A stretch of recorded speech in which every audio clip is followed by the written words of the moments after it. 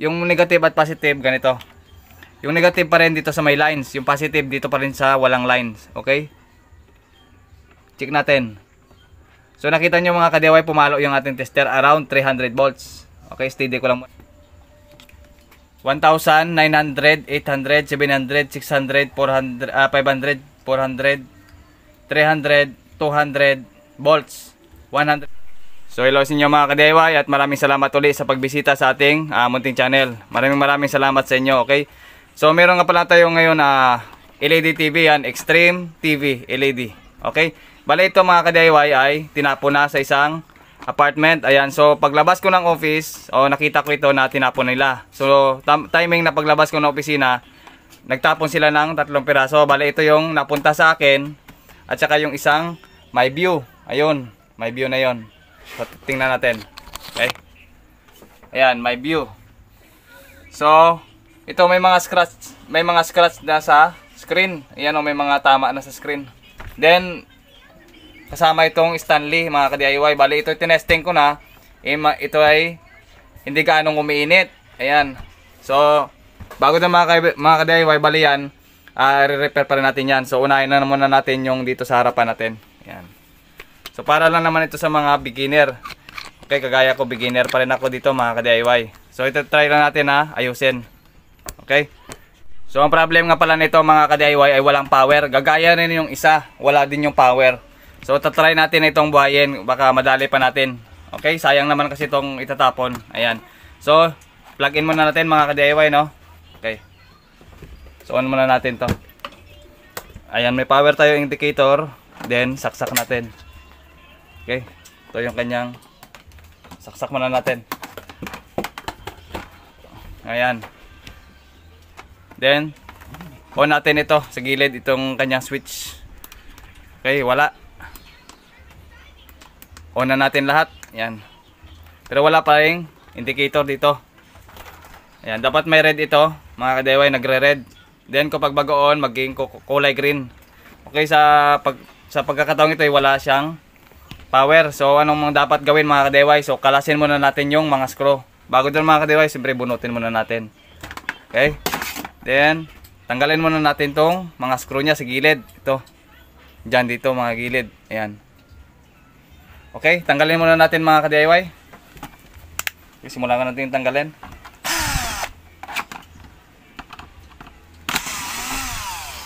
Then mga ka-DIY, tabi lang muna natin tong mga screw nya. Okay. Then kalasin natin ito. Itong cover nya sa likod, tanggalin muna natin. Okay. Yan, magbo-voltage checking tayo mga ka-DIY. So tuturo ko sa inyo kung paano mag-check ng voltahe. Mga minor lang naman mga ka-DIY kasi hindi naman tayo talaga master. Okay? Baka magamit nyo yung mga ganitong gawain, okay? Mga ganitong troubleshoot lang. So mga ka-DIY, bali biniliktad ko lang yung TV para hindi tayo mahirapan ano.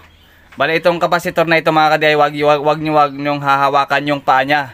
Kasi nag-i-stack yan ng malakas na voltahe mga ka-DIY. Baka hindi naman kayo mamamatay, masya-shock lang kayo mga ka-DIY kasi napakalakas din. So yung discharging niya mga ka-DIY, itong ating panghinang, so ilalagay natin dyan sa paa. Pwede natin idikit yan dito, yung paa ng panghinang, para dito mapunta yung discharge niya dito sa ma-discharge sa heater sa ating panghinang. Okay yan mga ka-DIY. Okay, then i-discharge natin itong paa ng filter capacitor. Napakalakas kasi ito mga ka-DIY. Dito yan palagi sa power supply. Yan, i-discharge natin. Okay. So yan, na-discharge na natin. Bali yung power nito na stack napunta dito sa ating panghinang. Ayan, kaya pwede na nating hawakan. Ayan, pwede na nating hawakan yung mga paa, wala na yung power. So ang problema nito ay no power. So saan ba tayo magpo-focus mga ka-DIY? Dito yan, sa power supply nga. Dito. Lang, ilapit ko lang. So ayan mga ka-DIY, bali ito yung kanyang saksakan. Ayan, yung kanyang plug. Okay. Bali dito tayo magpo-focus sa kanyang power supply. Dito na part.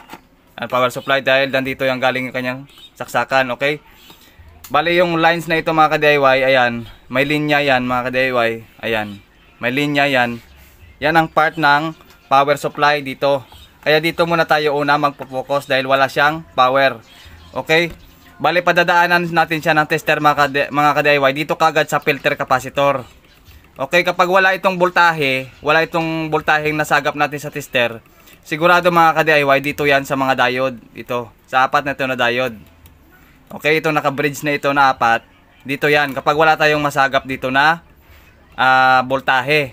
Okay, tuturo ko mamaya yung pag-voltage checking. Then mga ka-DIY, dadaan pa yan sa fuse. Ayan, may dinaan ng fuse. Ito, 50 volts yan. Fuse yan mga ka-DIY, hindi lang mahalata siya. Okay, para sa mga baguhan na naman kagaya ko. Okay, fuse yan mga ka-DIY ito. Bali, dito kagad tayo aabang sa dalawang paa ng filter capacitor para malaman natin kung may diferensya itong mga diode na ito. Dahil dito unang pumapasok ang AC to DC. Okay? Pagpasok dito sa ating saksakan, didiretso dyan sa apat na diode. Dito sa apat na diode, i-convert niya yung power supply. Bali, gagawin niyang DC. Magmula sa AC, sa alternating current bago papuntang DC. Kaya DC yung ating gagamitin dito sa filter capacitor kasi pagtapos dyan sa apat na yan, dadaan na yan dito sa filter capacitor. Kapag wala tayong nasagap dito na voltahe, sigurado dito yan sa apat na diode, may diferensya. Okay, kuha tayo ng dalawang tester para mayroon kayong susundan sa pag-check. Okay? Bali mga ka-DIY, isaksak natin yung ating ito. Isaksak na natin. Okay, para tingnan natin yung voltahe nito kung meron pang nare-receive yung filter capacitor. Okay? So yan, may power tayo. Okay. So nakabaon na. Then, okay, set natin sa AC at saka sa DC. Dito. Ayan. So, dito kagad tayo sa DC mga ka-DIY. Ano, DC. Yan ang check natin yung DC. Okay. Lalapag natin dito. Check natin yung voltahe ng capacitor. Okay. Then, ilawan natin. Ayan. Okay, DC tayo. Nagmagne-negative lang naman yan kung kapag baliktad yung ating test probe. So, dito kagad tayo abang sa filter capacitor.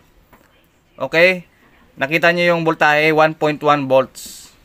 Okay, wala siyang voltahe na. Kasi ito 400 volts. Ayan o, 400 volts. Sa volts kayo magtitingin pag sa capacitor. Bawat capacitor yan mga ka-DIY, meron niyang naka-stack dyan. Ano ba ito? 100 volt. Meron yan dyan naka-stack na maaring ito ay 50. Halimbawa ganon, okay? Dito naman sa ating filter ito ay 400 volts. So dapat meron diyang mga around 300 volts tayong ma-reading. So walang 300 volts dyan mga ka-DIY. Ayan. Then baliktarin natin yung ating test probe. Ayan.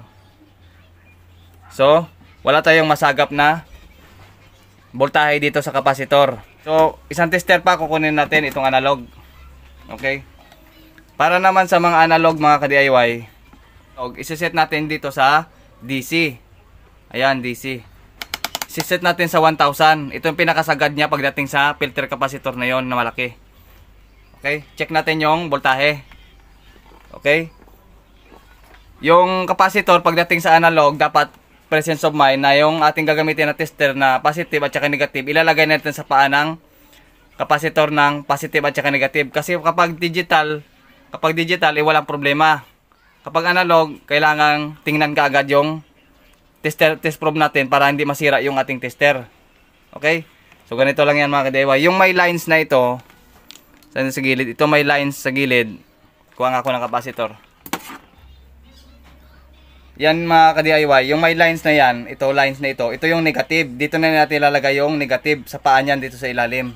Gagaya nito, may sign. Ayan o. Ayan, kagaya ng may guhit na ito yung negative. Okay? So, dito sa atin, yung negative dito sa gilid. Dito. Ayan.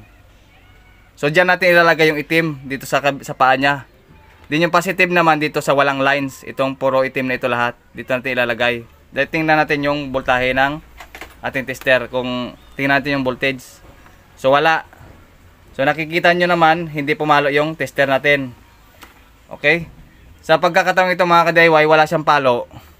Wala tayong nasagap na voltahe. Dito kagad yan sa apat na ito na diode. Ito. Dito yan. Sigurado pag may diferensya ito mga ka-DIY, yung fuse na ito, putok yan. Okay? Kagaya nito mga ka-DIY. Ayan, meron meron siyang fuse, okay? Pag putok ito, sigurado yan dito yan sa apat na diode. So yung diode nito na dalawa, apat yan dito, ito yung kasama, apat yan. Bali, tinanggal ko na kasi nilipat ko doon sa mga iba-ibang mga ano, iba-ibang mga pang-repair ko rin ng TV. Okay? Yan mga ka-DIY, yan ang problema yung apat na diode na yan. I-check natin yan mga ka-DIY. Diyan lang yung problema niyan at saka yung kanyang fuse na ito. Ayan o, ito. Yung parang box na yan na maliit. Okay? Check natin. Okay mga ka-DIY, bali bunutin muna natin to. Then, i-discharge natin ulit yung filter capacitor. Okay, yung panghinang kanina, yun pa rin gagamitin natin. Okay, kahit nang baliktaran na walang problema, basta may discharge na natin. Okay, na-discharge na. Then, para maghanap ng filter na yang hawakan, wala na yang stock. Ito naman mga ka-DIY, itong apat na diode na to, bali pagtitest tayo nito mga ka-DIY para sa mga beginner lang naman kagaya ko, okay? Times 1 tayo mga ka-DIY dahil nakadikit pa siya sa board. Ilalagay natin sa times 1 dito. Times 1, ayan. Kailangan mga ka-DIY isang palo lang. Kapag binaliktad natin, kailangan hindi siya papalo itong apat na diode. Okay? Isang palo lang yan mga ka-DIY. Okay, ganito. So ipesto lang natin yung tester. Okay, naka times 1 tayo mga ka-DIY. So okay, check natin tong diode. Okay, negative. Ayan. So, meron palo. Okay, yan ang forward bias. Pag reverse natin mga ka-DIY, kailangan walang palo dito sa unang diode. Ayan, walang palo siya. So meaning good itong number 1 na diode. Okay, dito sa pangalawa, check natin. Okay, walang palo. Pag binaliktad, dapat may palo. Ayun. So may palo, buo itong pangalawang diode. Itong pangatlong diode na naman. Okay, check natin. So, may palo. Ayan, nakita nyo kagad yung palo niya, sagad na sa 0. Okay, baliktarin natin. Ayun, nagpalo siya ng kabilaan. Ayan. Yan ang mga ka-DIY ay shorted na yan. Kapag ganito, shorted. Dapat isang palo lang ito. Ayun o. Okay, dito sa pang-apat mga ka-DIY, check na natin. So, walang palo. Pag binaliktad, dapat may palo. Ayun, good itong tatlong diode nito, good ito. Itong una, pangalawa at saka pang-apat, ito yung good. Ito yung sa gitna, yung kanyang, ito yung may problema, yung sa gitna kasi baliktaran yung kanyang palo. Ayan o. Ayan, pumapalo sa tester, baliktaran. Ayan. So ito yung sira niyan, yung isang diode. Ayan, pag pwede rin naman gamitin natin itong buzzer. Ito, yung pinaka niya, buzzer niya. Ayan. Ayan, pakikinggan na natin mga ka-DIY. Ayan, dinig ba? Yung digital lang gagamitin natin. Okay, sa digital naman mga ka-DIY, dito tayo sa may buzzer na yan. Ayan o, buzzer. Ayan, hanapin natin dyan, gamitin itong select. Select natin. So ayan yung may buzzer na sign, yan o. Ayan, buzzer na sign. Ayan o. Ayan, naririnig nyo? Okay, tester natin yung ating, ito yung maghanap ng shorted ka or may problema yung diode. Ayan, hindi tumutunog. Pag bineliktad, hindi tumutunog. Ito, hindi tumutunog. Then, hindi rin tutunog. Dito sa pangatlo, ito yung sira.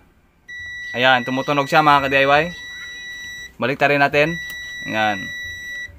Ito yung problema niya, yung diode nito. So, ayan, walang problema. Okay, natural lang yun. Ito yung hindi natural. Yung kabilaan. Sigurado ito, sira itong pangatlo. Ito yung problema niyan, pati putok din yan. Once na may problema dito sa apat, putok itong fuse. Inulit ko lang mga ka-DIY. So, tanggalin muna natin itong nakascrew niya. Then, bunutin natin ito. Okay? Then, palitan natin itong diode niya. Okay? Tabi lang muna natin. Kalasin ko lang muna. Okay? Tanggalin natin ito.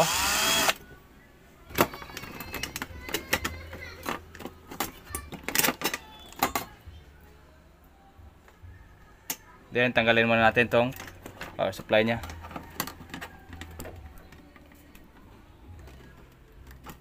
Okay. Baliktarin natin. Then pukusan natin mga ka-DIY. So ayan mga ka-DIY, bali continuity lang yung bali buzzer lang yung gagamitin natin ito. Ayan. Bali ito yung pag nakikita niyo itong letter S na ito mga ka-DIY, ayan oh. Ayan, letter S, yan ang fuse. fuse yan. Okay, ito. Kailangan tumunog. So, hindi siya tumunog mga ka-DIY. Ibig sabihin, putok ito. Okay, putok yan. Bali, gagawin natin mga ka-DIY, ilalagyan na natin ng isang pirasong wire dito. Jumperan mo natin ng isang pirasong wire, maliit lang. Then, bunutin natin yung diode. Okay, bali ito mga ka-DIY, bali ito, tinanggal ko na. Para lang may demo natin, okay? So, tanggalin mo natin ito mga ka-DIY. Okay? So, ayan mga ka-DIY, bali, lagyan natin na siya ng lead. Okay, lagyan natin ng lead para madali nating mabunot. Okay? Then gumamit tayo ng soldering pump ito. Okay, bunutin natin yung diode na tumutunog.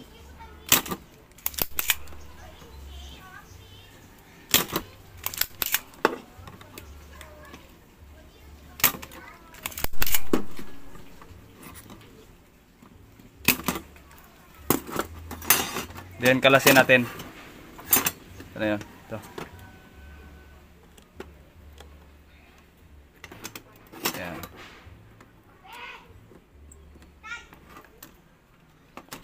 So ito mga ka-DIY, bago ko i-demo ito, na-check ko na ito mga ka-DIY para pag ganito yung problema ng inyong TV, kahit ganitong pamamaraan lang, kahit hindi ka master sa electronics, kahit ito yung mga sira,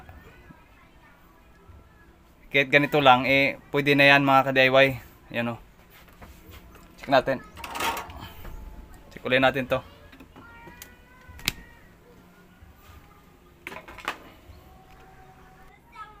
Okay mga ka-DIY, sa pag-check ng diode, pag nakahang, pwede itong lahat. Itong buzzer times 1, times 10, times 100, times 1K, times 10K. Pero mas maganda dyan mga ka-DIY, kapag nakahang yung isang diode, ilalagay natin sa mataas, dito sa times 10K. Ayan. So, pag times 10K naman yung gamit, kailangan hindi madampi yung ano dito, tester natin sa kamay. Kailangan nakahang siya. Ito. Ayan, ito yung sira. Mapalo siya ng kabilaan. Ayan. Bali, ito yung buo niyan mga ka-DIY. Ayan o. Kailangan isang palo lang. Ayan. Pag walang palo ito, sira din.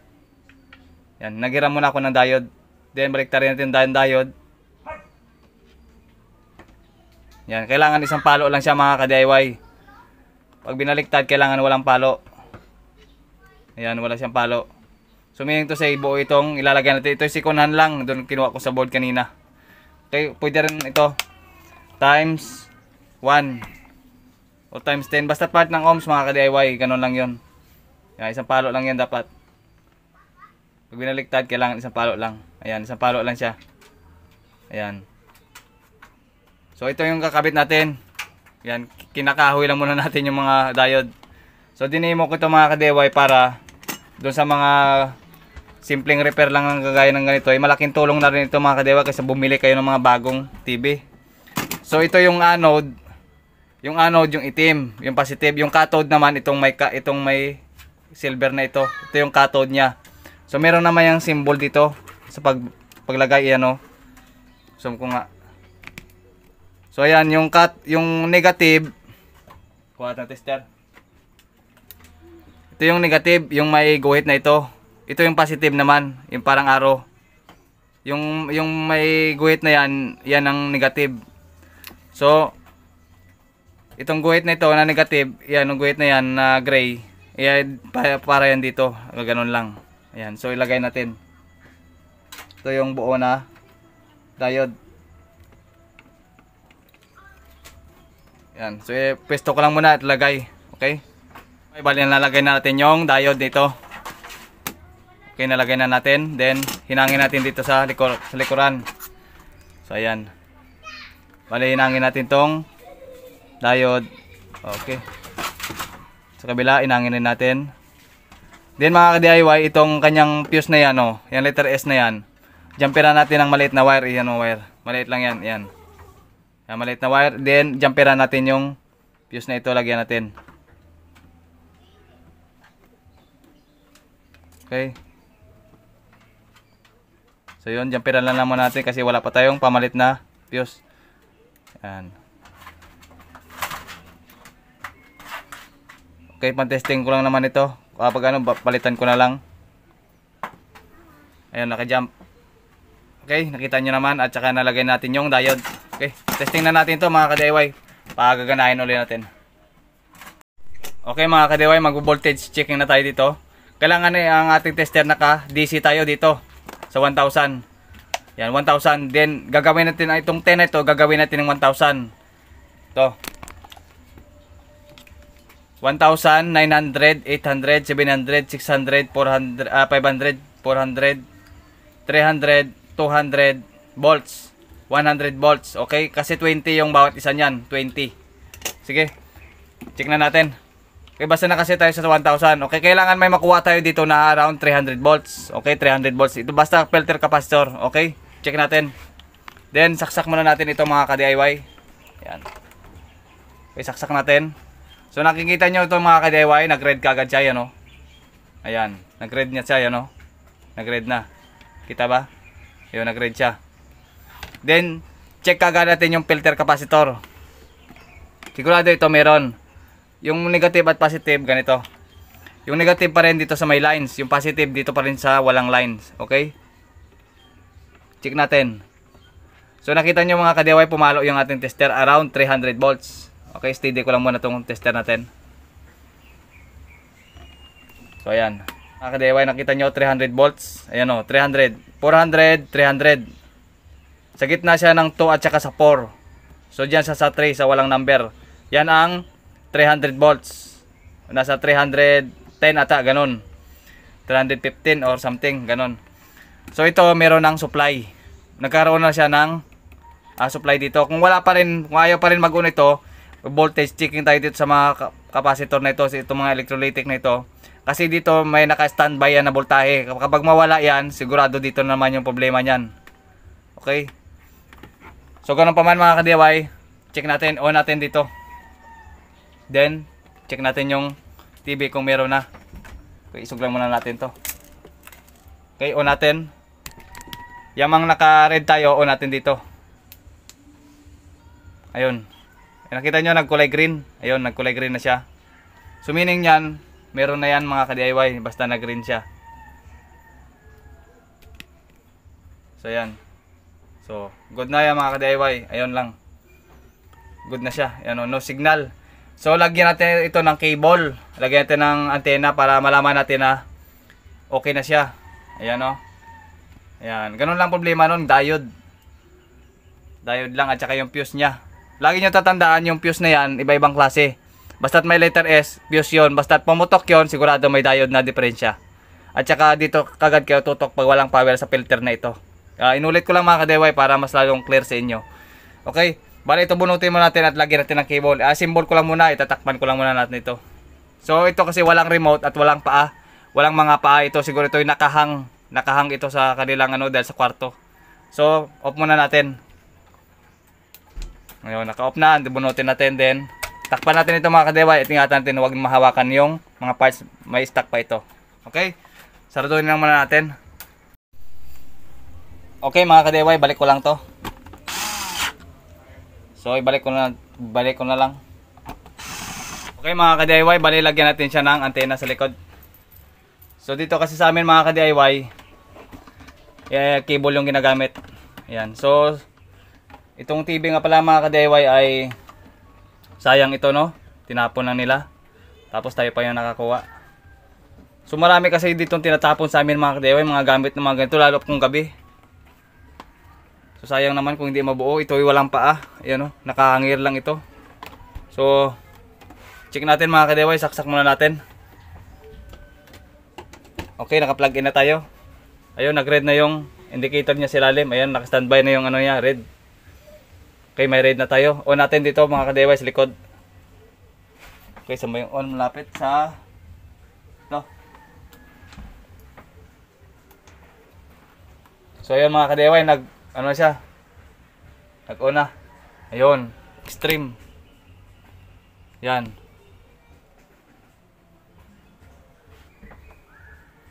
So ayun mga kaya, yun, okay na. Yun yung binigay sa ating TV. So ayan na. Okay? So bawasan natin yung volume, baka makapiright tayo mga ka-DIY.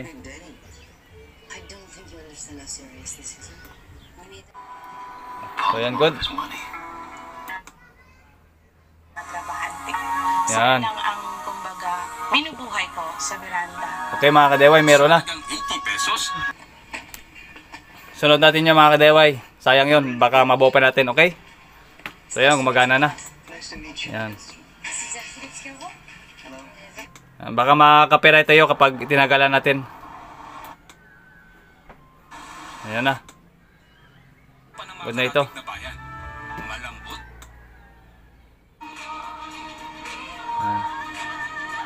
So, off muna natin mga ka-DIY.